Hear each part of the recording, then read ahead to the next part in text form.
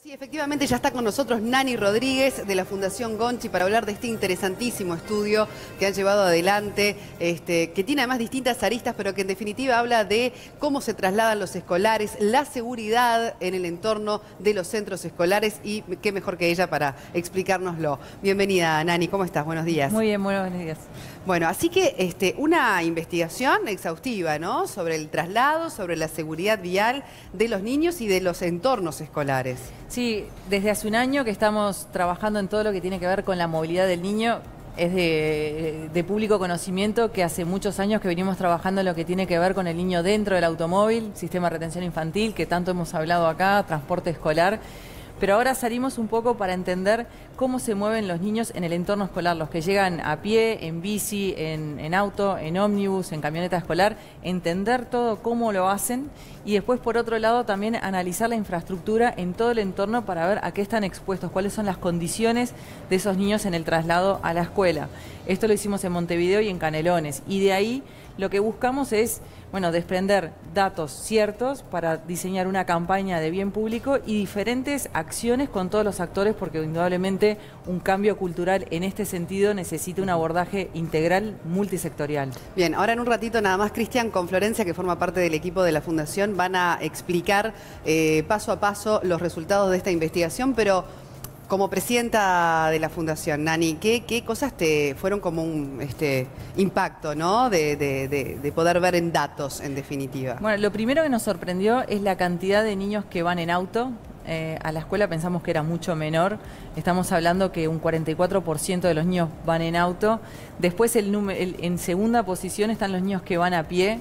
Y eso también nos preocupa muchísimo, porque cuando analizamos cómo se mueven los peatones, que por suerte la gran mayoría van acompañados de sus padres, vemos los que cruzan por la mitad de la calle, vemos los que de repente al cruzar son muchos los que no miran antes de cruzar, en la cebra tampoco miran. Una cebra sabemos que no es como un túnel de seguridad donde estás totalmente inmune, que no va a pasar nada. Pero son cosas que nos desprenden hábitos que tenemos que cambiar, y ahí es donde yo puedo ver como una esperanza, o veo que el cambio es posible. Si nosotros cambiamos los hábitos de chiquitos, y lo vengo repitiendo, si yo le insisto a mis hijos, decí gracias, decí por favor, lavate los dientes antes de dormir, un montón de cosas que uno le enseña cotidiano. Bueno, mira antes de cruzar, contá hasta 3 antes de cruzar. Hay un montón de juegos y ejercicios que se pueden trabajar en lo que tiene que ver en el niño peatón. Y después, en los otros tipos de movilidad, hay elementos de seguridad que son obligatorios por ley, que están ya por suerte aprobados y reglamentados en Uruguay, pero que indudablemente no los estamos usando. Entonces, uno no puede pretender andar con un inspector de tránsito al lado recordándole todo lo que tiene que hacer paso por paso. Entonces tiene que nacer de uno. Y otra de las cosas que nosotros lo vemos con esperanza, que lo vemos del estudio, es que casi todo depende del adulto. Entonces es el adulto que tiene que dar el ejemplo, es el adulto que tiene que indicar, es el adulto que tiene que educar a ese niño para que cambie sus conductas. Claro. Decías, la mayoría va en auto, me quedo con eso porque la cifra es casi la mitad, ¿verdad? Y ahí, ¿qué observas, por ejemplo? ¿Son los padres los que quizás realmente no son lo suficientemente responsables? Se hace mucho también la modalidad en algunas partes de la cadena de llevar muchos niños, ¿verdad? A la entrada y a la salida. Están las camionetas escolares también, que tienen una responsabilidad en ese sentido, ¿no? Sí, acá creo que acá lo que tenemos que hacer es humildes, punto número 1, hacer autocrítica, ¿sí? Y entender que de esto depende la vida de nuestros hijos, de mi hijo. Capaz que hay que pensarlo bien en primera persona. De esto depende la vida de mi hijo. ¿Qué puedo hacer yo para evitar que pase algo? Si lo voy a llevar caminando, bueno, yo tengo que ocuparme de que él aprenda a mirar antes de cruzar. Tengo que cruzarlo por el lugar correcto, tengo que darle el ejemplo. Si me voy a subir en el auto, si lo va a llevar mi esposo, o lo va a llevar mi suegra, o mi madre, o quien sea, tiene que usarlo el sistema de retención infantil. Y cada uno tiene que hacer su autocrítica. El transportista escolar, si en su camioneta hay niños que están sueltos, tiene que no arrancar hasta que no estén todos con el cinto puesto. Los cintos están. Fue un proceso que llevó mucho tiempo y que por suerte logramos transformar. Los transportistas se esforzaron mucho en eso. Entonces hay que usarlos. Yo he hablado, me pasó una vez de parar el año pasado a un transportista y le digo, mirá que tenés a todos los chiquilines de pie, están sueltos. Sí, no hay problema, vamos acá cerca, me dijo. Digo, por más que vaya cerca, Sí, digo, no. ponerles el cinto, en serio, se pueden lastimar mucho. Sí, sí, me dijo, se fue. Indudablemente me ven a mí y yo soy como una pesadilla, ¿no? Pero no es un tema de salir a acusar y a defenderse y nada, es hacer autocrítica y es decir, Acá se bueno, quiere salvar vidas, exacto. o sea, no se quiere ir contra nadie. Hemos visto, sí, autos que tienen la silla y los niños al lado sueltos. Yo los veo constantemente. Sí, después a vos te impactan después cosas que te pasan o me llamaba una compañera, una mamá compañera y me decía, Sole, a 3 cuadras volqué, ¿no? Iba con mi hijo, que por suerte, porque a veces también los padres cometemos el error de decir, bueno, es una distancia corta, ¿verdad? Y por suerte lo llevaba con el cinturón, porque en un choque que jamás se hubiera imaginado, ella iba a baja velocidad y demás, la impacta un auto, vuelca, y quizás hoy mi hijo no estaría vivo. Entonces cuando te lo transmite alguien que conoces, que sabés que pasó en una cuadra que quizás transitas vos todo el tiempo, entrás realmente a tomar conciencia de que no importa que sean 2, 3, 4, Sí. 10 kilómetros lo que hagas, ¿no? Sí. Que tiene que ser parte de nuestra cultura. A ver, hace unos años pasó un accidente con una camioneta escolar en el centro, vuelca la camioneta y los niños no se hicieron nada. Todos estaban con su cinturón puestos perfecto y quedaron todavía, el artículo, me acuerdo que salió en la prensa, decía quedaron colgados como monos, porque quedaron todos como colgados y estaban todos con el cinto y no se lastimaron. Entonces, ¿qué es lo que yo quiero para mi hijo? ¿Qué es lo que quiero para el pasajero de mi auto? ¿Qué es lo que yo quiero si me subo en moto? ¿Es la última opción que tengo de llevar a mi hijo? ¿Lo tengo que llevar en la moto?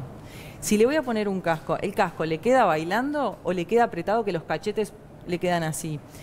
Es eso lo que tenemos que ser conscientes y Uruguay no está siendo consciente en este tema y por eso esta campaña que nosotros estamos presentando hoy es una campaña que pretende estar a lo largo de todo el año, que no sea solo en el inicio de clases porque después entramos en modo automático y nos olvidamos. Y está bueno el eslogan, ¿no? Este año no lo repitas, hablando del tema escolar, pero vayamos a los datos, porque también el propio intendente Martínez agradecía contar con estos datos bien precisos para poder tomar medidas y poder trabajar al respecto. Y Cristian está con Florencia para justamente darnos los resultados de esta investigación. Efectivamente, le vamos a dar los buenos días a Florencia Lambroschini, coordinadora de esta investigación. Florencia, ¿cómo estás? Muy buenos días. Bienvenida. Aquí tenemos el encabezado, niños seguros, niños latinoamericanos seguros en el tránsito. ¿Cómo se llevó a cabo este relevamiento de datos? Este es un estudio de investigación que se compone por 3 estudios. Ahora vamos a ver los principales resultados de la encuesta de movilidad, que es un poco a la que se refería Nani. Es una muestra que hicimos de forma aleatoria, que tiene entrevista a 650 adultos y fue realizada por la empresa Factum la encuesta. De los principales resultados, lo que vemos es que los niños van en auto principalmente a la escuela y en segundo lugar caminando. Esos son los 2 principales medios utilizados para ir a la escuela. Ahí tenemos datos tomados en Montevideo y Canelones. La barra azul corresponde a Montevideo y la amarilla a Canelones. Exactamente. En ambos departamentos, los 2 principales medios son el auto y la... Ay, perdón. No hay problema, no hay problema. Dale, ahí está. Mirá, ahí bien. tenemos. Otro de los estudios que hicimos fue un estudio observacional, donde lo que observamos ahí es los principales conductas de riesgo que se llevan a cabo en la puerta de la escuela, o sea, al ingreso de la escuela. Lo que vemos es que tenemos en Montevideo principalmente el cruce a mitad de cuadra con el 44%, como podemos ver acá, y luego en segundo lugar la esquina. Lo que nos muestra esto que en este sentido de los comportamientos y los cruces, Montevideo tiene un comportamiento que es relativamente mejor que el de Canelones. Por otro lado, lo que también vimos es el uso de las medidas de seguridad que llevaban a los niños en la puerta de la escuela, o sea, cuando llegaban a la escuela, y acá lo que registramos son los no uso, o sea, no uso del cinturón en el caso del transporte escolar, el no uso del sistema de retención infantil en el caso de los autos y el no uso del casco en los niños que llegaban en moto. Y vemos que los porcentajes son muy altos, del 65% en el caso del cinturón en el transporte escolar, del 83% de los casos en Montevideo para el uso del sistema de retención infantil y en el uso del casco del 67%. Decíamos que estos datos no son datos que nos sorprenden porque lo venimos viendo en otros estudios anteriores, tanto que llevamos adelante desde la Fundación como también desde UNACEB. Hemos visto que el bajo uso de las medidas de seguridad.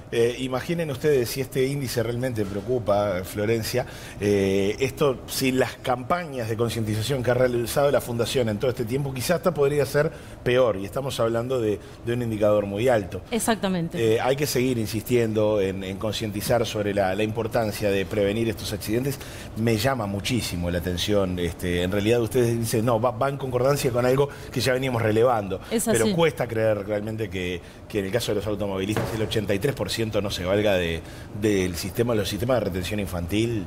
Eso es lo que nos impulsa a seguir trabajando, a seguir haciendo campañas como la que estamos lanzando ahora, presentándose estos estudios y seguir promoviendo la movilidad segura de los niños, que es para eso, para lo que estamos. Florencia, muchísimas gracias. Muchas gracias por compartir estos datos. Volvemos contigo, Soledad. Bien, bueno, ahí nos detallaban, ¿verdad?, los resultados de esta encuesta. Bueno, por lo menos la gente da la información real, ¿verdad? Porque hay un sentimiento de culpa, pero claro, también hay una cultura de que esto no se hacía. Exacto. No se usaba el cinturón de seguridad para empezar, y todavía hay que cambiar la cultura en ese sentido también, de las medidas de seguridad como la sillita, etcétera, etcétera, ¿no? Yo lo que... Mi forma de ver este problema o la solución a este problema es, si nosotros tenemos que la primera causa de muerte en los jóvenes son los siniestros de tránsito, nosotros hoy estamos sacando una foto y tratando de hacer incidencia en la generación entre 6 y 12 años. En un abrir y cerrar de ojos, estos niños van a estar sacando libreta de conducir, libreta de moto, van a estar subiéndose al ómnibus para ir a trabajar o ir a la facultad o lo que sea. Entonces, si nosotros no cambiamos los hábitos de esta generación, en nada van a llegar al lugar más riesgoso que les toca vivir, y son nuestra fuerza laboral. Entonces tenemos que hacer un cambio radical ahora, dejarnos de andar acusando con el dedo, hacer autocrítica, sentarnos a trabajar y desde ahí generar un grupo de gente que sea diferente a lo que somos nosotras. De repente nosotras capaz que ya estamos en esa generación bisagra que estamos tomando conciencia, pero hay que hacer que nuestros niños de 6 a 12 años, cuando crezcan, cuando sean adolescentes, sean jóvenes, ni se les ocurra manejar tomando con alcohol, o subirse a un auto y no ponerse cinturón, o subirse a una moto sin casco. Eso es lo que tenemos que lograr y tenemos que trabajar todos juntos. Tiene que ser una incorporación tan natural. Hablábamos de algo gracioso, porque es verdad, cuando uno se sube a un avión, no duda, ¿no? Va y hace todos los deberes, lo contabas, me pareció genial, que es tal cual. No, y si no te lo pones, viene la azafata, si estás dormida, viene y te despierta, señorita, por favor, póngase el cinturón, ay, qué pesada, si estoy acá arriba. Necesitaríamos una azafata todos, recordándonos lo del uso del cinturón. Exacto, entonces a todos los conductores, padres o transportistas o lo que sea, no arranquen si están los niños sueltos y que sea innegociable. Y a los hijos que van caminando, por último, ¿qué debemos insistir, ¿no?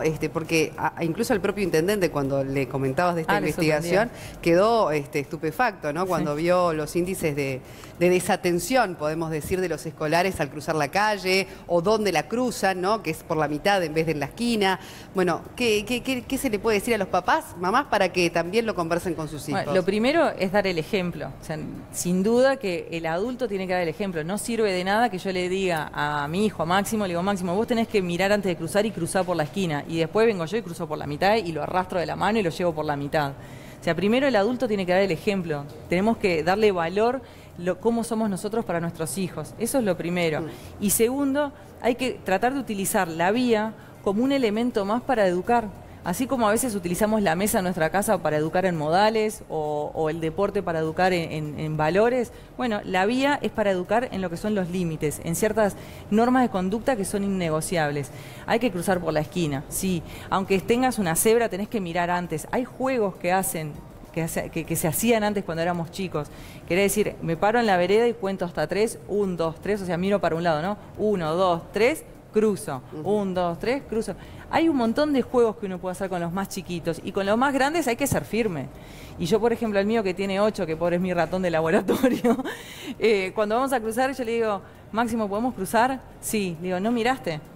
Le digo, mirá y decime, porque si no me van a pisar. Digo, esto como, me siento como una ranita cruzando. Tal cual. Bueno, acá me recordaban en La Cucaracha el zoológico Villa Dolores, que tenía ese espacio antes de práctica, que bueno, ahora no está habilitado. Pero sí, eso que bueno, es básico, pero a veces cuesta que nosotros, los padres, somos los primeros en dar el ejemplo, ¿no? Si andamos como locos en la calle, si nos olvidamos nosotros mismos de ponernos el cinturón. Y bueno, todo eso también se aprende mirando. Yo quiero cerrar con esto. Recuerden que cuando nuestros hijos dejen de ir de la mano de nosotros, cuando empiecen a ir solos a moverse en la calle, van a ir escuchando música con el celular. Van a ir mirando el celular. Van a ir en otra. Entonces, tenemos que asegurarnos que desde chiquitos tengan el hábito, no que obedezcan una orden, que tengan el hábito de mirar antes de cruzar y que estén atentos en la calle, porque cuando les soltemos la mano, ahí ya va a ser responsabilidad de los hábitos que ellos tengan. Entonces, es nuestro trabajo hoy ayudarlos para que mañana no ocurra una desgracia. Bien claro, así que bueno, me gustó eso de que todos hagamos la autocrítica, porque yo creo que todos la tenemos que hacer. Sí. En una u otra circunstancia nos falta conciencia. Muchas gracias, Nani. Un placer como siempre.